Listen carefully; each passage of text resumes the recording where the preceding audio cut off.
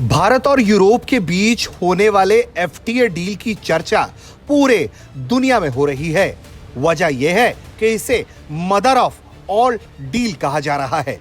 यही वजह है कि जब वर्ल्ड इकोनॉमिक फोरम में फिनलैंड के राष्ट्रपति अलेक्जेंडर स्टुप से बातचीत हो रही थी तो उन्होंने उस वक्त भी भारत के साथ होने वाले यूरोप के एफटीए का जिक्र किया। उन्होंने साफ तौर पर कहा कि एक वक्त तक हम चाइना को डी रिस्क करने की बात कर रहे थे, लेकिन अब उसके बारे में नहीं सुनते हैं। आपको मालूम है कि मैं क्या कह रहा हूं। अब कुछ और डी रिस्किंग की बात हो रही है, लेकिन एक बात जो बहुत साफ है वो ये कि यूरोप सही दिशा में आगे बढ़ रहा है और भारत के साथ फ्री ट्रेड एग्रीमेंट उसका एक सही कदम है। We used to talk about de-risking from China.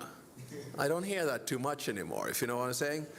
We're talking about de-risking elsewhere, which is an interesting phenomenon in all of this. And I think, Europe is doing the right geopolitical thing, a deal with Mercosur. I won't have issue with what the European Parliament decided on that yesterday, but nevertheless, moving on. Or a free trade agreement with India. So you're going to start seeing Europe and other players. So this is in very many ways, I believe it is Europe's moment. And you are going to start seeing that. And I think we can cope with it fairly well. उनका कहना है कि Europe और दूसरे तमाम खिलाड़ी अब एक रूप से साथ आ रहे हैं, जो कि आगे बढ़ता हुआ यूरोप को दिखाएगा। भारत और यूरोप के बीच जो एफटीए होने वाला है वो बेहद क्रांतिकारी होगा। यूरोप का मानना है कि उसे फर्स्ट मूवर एडवांटेज मिलने वाला है।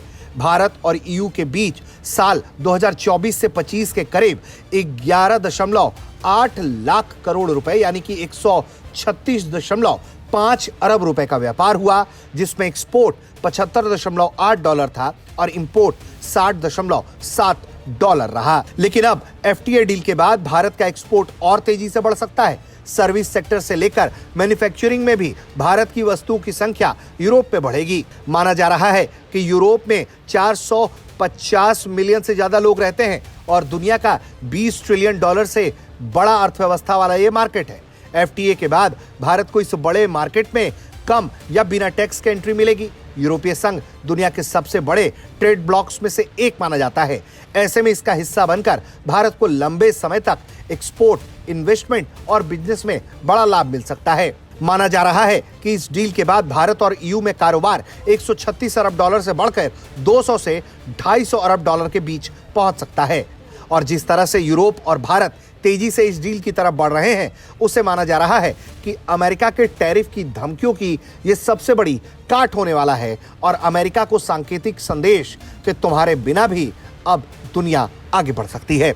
ब्यूरो रिपोर्ट, भारत तक।